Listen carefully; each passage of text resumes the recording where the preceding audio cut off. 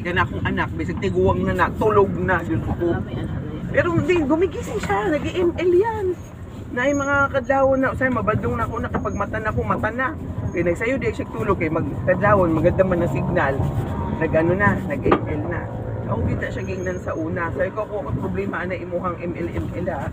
Pero pag once gani mo, mubo imuhang grado, ipas kag yun, ako siya gingnan.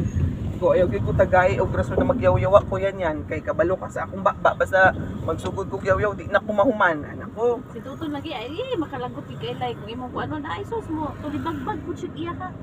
Gana siya inoon daily. Mo tubo siyang karon na gali mo ana gid siya mo kuan di mo tulibagbag Mo siya tubag. sa Diyan yan inoon daily inan.